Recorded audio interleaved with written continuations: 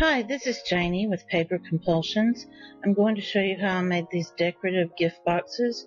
You can leave them plain so that you can stack them on top, or you can decorate them with flowers and bling and all sorts of craft goodies. I'm just showing you how it's lined inside and out.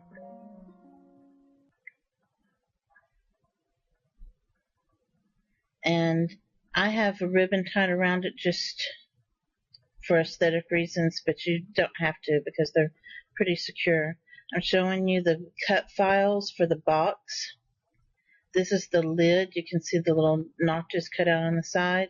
And then I mess up and decide to show you a different angle. This is still the lid. In just a minute, it automatically turns into the bottom of the box. I decide here to show you what I'm doing. I have drawn a line on my scoreboard with a Sharpie marker so that I can line things up at that line.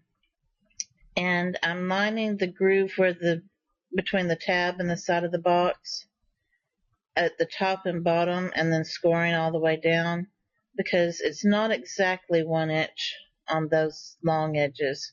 The short edges you can score 1 inch from the end.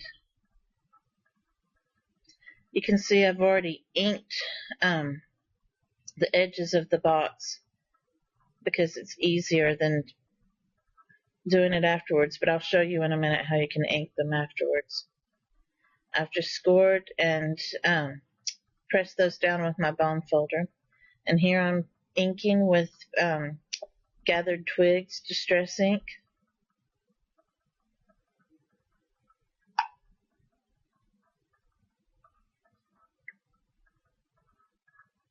I'm moving the tabs so that I can get each little corner.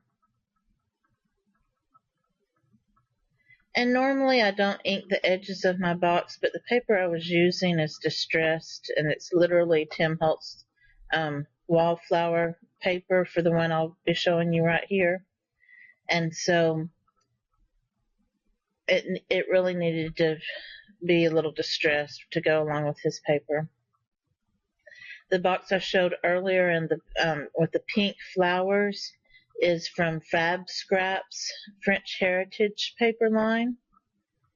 And what I'm using right now is solid color cardstock. And I glue the ends and hold it with a little office paper clip, the little binder clips. And I do that a lot to hold it while it's drying. I'm making sure that I've lined my sides and edges up correctly, because if you don't, your box doesn't work quite as well later. Especially with the bottom, you want the bottom to be slightly smaller than the top, and it's made that way, but if you don't glue it correctly, it gets too tight.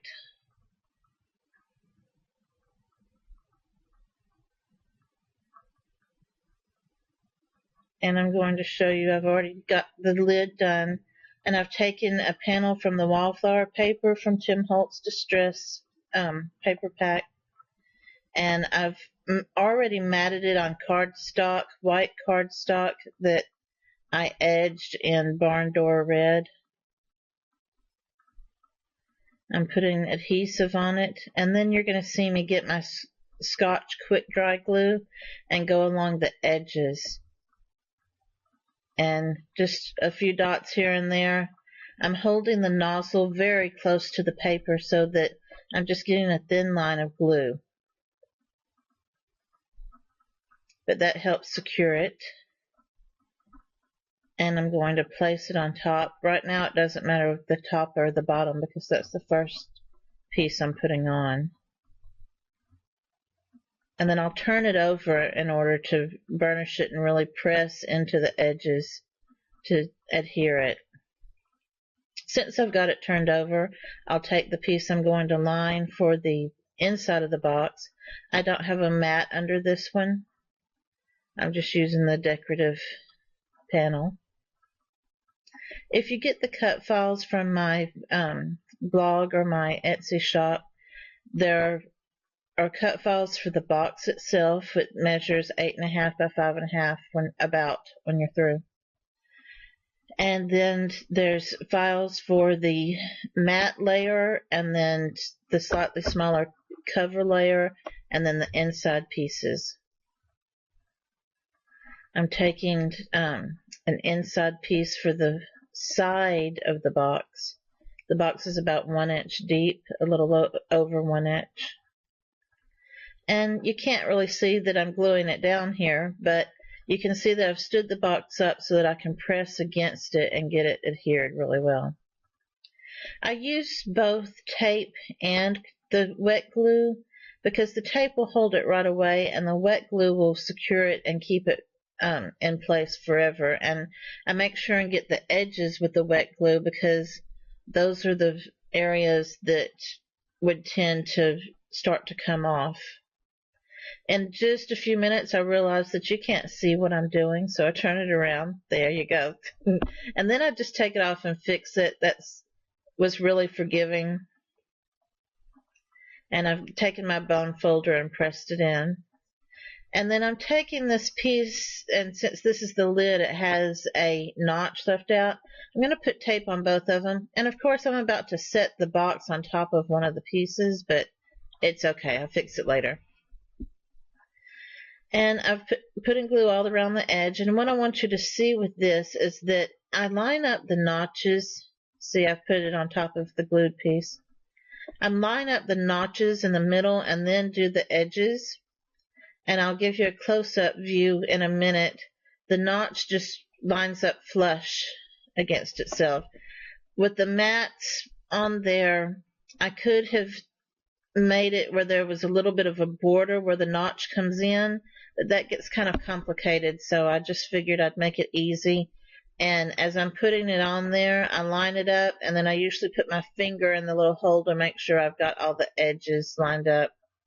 And you can see where I have that lined up. Now I'm going to show you the same panel on the outside. And on the outside I had that decorative piece of cardstock plus a piece of white cardstock that I inked with the barn door red. And I'm just putting that to the side. And I'm lining that notch up in the middle first, and then I'll press on the ends.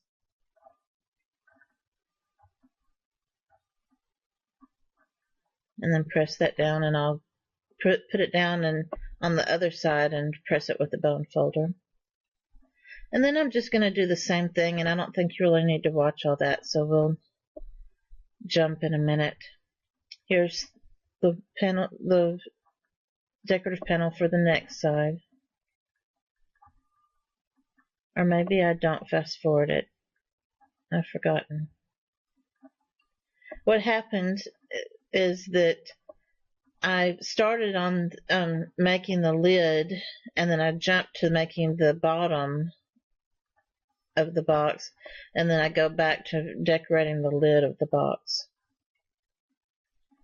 But they're basically the same, and the only difference is the lid has those little notches on the side, and I wanted to show you how to line those up, so that's why I wanted you to see how to decorate the lid.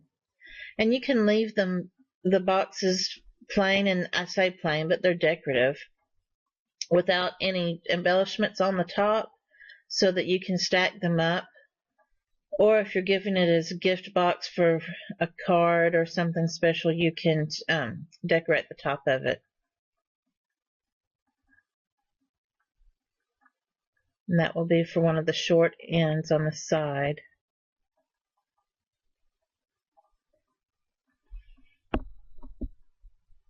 Again, I have the cut files in SVG form and for Sure Cuts a Lot and Make the Cut.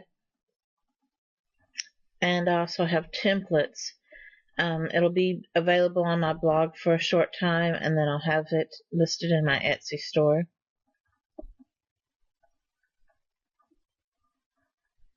And I'm going to line the inside of the box, bottom.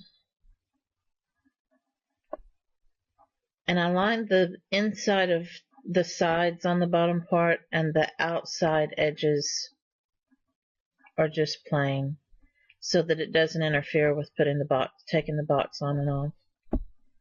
And you could, if you wanted a little more strength in the bottom of your box, you could decorate the bottom that sits on the table, but it's not necessary.